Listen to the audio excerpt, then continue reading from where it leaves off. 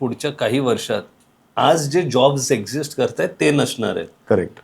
एक education institute जी basically job promise करते. Correct. ज्या एक म्हणजे जर 10 क्रायटेरिया असतील ना ऍडमिशन घ्यायचे, त्याच्यात हा एक महत्वाचा असेल. हो. कसं तयार करते इन्स्टिट्यूट ह्या चॅलेंजेस ना, आणि तुम्ही कारण डीन आहात, कसे तुम्ही या प्रॉब्लेमकडे बघता की ज्या मुलांकडून पैसे घेतोय त्यांना एक करिक्युलम सेट केलं आणि जर त्यांना जॉब नाहीये, काय त्यांच्यासाठी वेगळं करावं लागतं, आणि हे every year every 6 months update काय आहे ती प्रोसेस? येस. जसं म्हटलं, आमच्या MET मध्ये 3 कोर्सेस आहेत मॅनेजमेंटचे. एक आहे PGDM, एक आहे MMS आणि तिसरा आहे आमचा, ज्याला आम्ही MBA PGP MBA म्हणतो. तर PGDM साठी AICTE अप्रुव्हल, म्हणजे त्याच्यासाठी ऑल इंडिया एक्झाम ज्या एंट्रन्स टेस्ट वगैरे, त्याच्यासाठी 99% 95% वगैरे लागतं. सॉरी इंटरप्ट, METचं काय आहे लास्ट पर्सेंटाईल म्हणजे कट ऑफ? आमचं normally it changes from year to year, but normally it is 97-98%. Yes. Same thing जर आपण MMS कडे आलो तर तिथे महाराष्ट्र CET वगैरे द्यावी लागते, आत्मा, झॅट, मॅट, कॅट वगैरे वगैरे. पण या दोन्ही ठिकाणी ज्यांना नेसेसरी पर्सेंटेज मिळत नाही किंवा पर्सेंटाईल मिळत नाही, अशी मंडळी आमच्या PGP MBA कोर्सला येते. म्हणून हा आमचा जो कोर्स आहे हा ॲटॉनॉमस आहे. याच्यामध्ये मुंबई युनिव्हर्सिटीशी किंवा AICTEशी संलग्नता नाही आहे.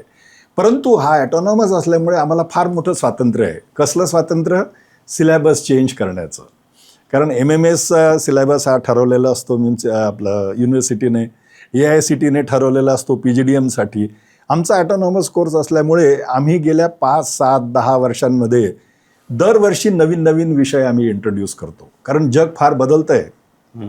इनफॅक्ट मला आठवतं आहे, एक फार सुंदर वाक्य होतं, गेल्या 2000 वर्षामध्ये जेवढं जग बदललं नाही तेवढं गेल्या 25 वर्षात बदललं आहे. पण याच्या पुढचंही वाक्य आणखी महत्त्वाचं आहे, येत्या 10 वर्षामध्ये जग इतकं बदलणार आहे जितकं 2025 वर्षांमध्ये ते बदललेलं नाही आहे. ह्या डायनॅमिझम आपण ज्याला म्हणतो, हा लक्षात ठेवून आम्ही दरवर्षी आमचे विषय बदलत राहतो. फॉर एक्झाम्पल, मध्ये रिअल इस्टेटचा बूम होता, तर मग आम्ही रिअल इस्टेट इंट्रोड्यूस केलं. MBA in real estate, MBA in hospitality, MBA in hospital management, MBA in tourism management, MBA in business analytics, जे आजकालचं करंट क्रेज चाललेलं आहे. म्हणजे जसा काळ बदलतो आहे, जशी गरज बदलते आहे आणि जसं व्यावसायिकताही बदलते आहे, त्यानुसार वेगवेगळे नवीन विषय इंट्रोड्यूस करणं किंवा त्यांचा अभ्यास आम्ही करून घेणं, हे आमच्या संस्थेचं फार मोठं वैशिष्ट्य आहे असं मला वाटतं. हे जे वैशिष्ट्य तुम्ही आता म्हणाल, हे ऑटोनॉमस कोर्स पुरतच म्हणजे आहे का, जे सरकारी आहेत त्याला पण अपडेट आहे? सरकारनेही आता MMS सिलेबस हा जवळजवळ 1961 पासून सेट झालेला होता, जो त्यांनी 4-5 वर्षापूर्वी बदलला. परंतु तुम्हाला माहिती आहे की एखादं मोठं जहाज असणं, त्याला जर रूट चेंज करायचं असेल तर त्याला वेळ लागतो, शक्तीही जास्त लागते.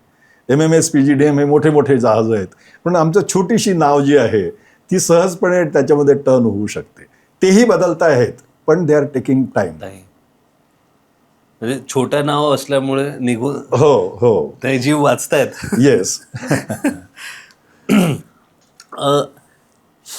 आता जसं तुम्ही बोललात, कॉम्पिटिटिव्ह एक्झाम पास करून आलेली मुलं आहेत आणि इकडे ही कॉम्पिटिटिव्ह एक्झाम दिली असतील, पण ही मुलं दुसऱ्या क्रायटेरिया, तर ते क्रायटेरिया काय आहेत? आमच्याकडे जो आहे क्रायटेरिया, त्याच्यात आणखी एक कॅटेगरी येते, ज्यांना कमी मार्क मिळालेले आहेत कॉम्पिटिटिव्ह एक्झाम्सला किंवा ज्यांनी परीक्षाच दिली नाही, तरीही त्यांना पण त्यांच्याकडे ग्रॅज्युएशन आहे, तर आम्ही त्यांना या कोर्ससाठी 1 तासाची ॲप्टिट्यूड टेस्ट देतो. MET aptitude test, MET CET म्हणतो आम्ही त्याला, ज्याच्यामध्ये आपले नेहमीचे विषय, इंग्रजी, mathematical ability, reasoning ability, essay writing वगैरे असं, आणि त्यानंतर त्यांचं ग्रुप डिस्कशन आणि personal interview, which I myself conduct along with the director, आणि आम्ही त्यांची सुटेबिलिटी बघतो. हाऊ मेनी स्टुडंट्स, किती students? Every year we have 60 to 70 students. मग तुम्ही इंटरव्ह्यू किती लोकांचे? इंटरव्ह्यू जवळजवळ 120-150 लोकांचा होतो.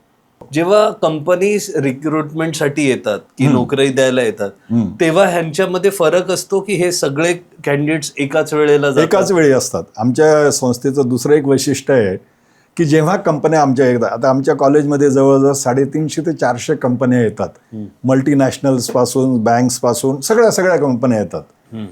जेव्हा ते येतात आम्ही त्यांच्यासमोर PGDM, MMS आणि PGP MBA हे सगळे विद्यार्थी आम्ही त्यांच्यासमोर बसवतो, विदाऊट टेलिंग देम की they are from this course, that course or that course.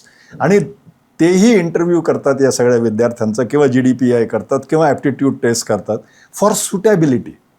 आपण एक लक्षात घेतलं पाहिजे, आणि हे मी वारंवार सांगतो आमच्या मुलांनाही, ही जीवनाची वास्तवता आहे. एकदा तुम्ही नोकरी सुरू केली कुठल्याही कंपनीत, 6 महिन्यानंतर जीवनात तुम्हाला कधी कोणी विचारणार नाही की तू कुठून MBA केलंस, कुठला कोर्स होता, किती तुला मार्क मिळाले त्याच्यामध्ये, PGP स्कोअर काय होता वगैरे कोणीही विचारत नाही. किंवा कुठल्या इन्स्टिट्यूट IIMहून केलं आहे की बेंगलोरहून केलं की अहमदाबाद, नथिंग मॅटर्स. फक्त एक मॅटर होतं, ते म्हणजे आज तू माझ्या कंपनीत काम करतोयस, आज तू माझ्या कंपनीसाठी किती फायदा आणतो आहेस. This is the only question that remains. त्यामुळे आमचे हे जे ॲटोनॉमस कोर्सचेही विद्यार्थी आहेत ते बऱ्याच वेळा सिलेक्ट होतात विदाऊट PGDM किंवा MMS being selected, because they are companies बघतायत की आमच्यासाठी सुटेबिलिटी आहे की नाही, what will he bring to my table.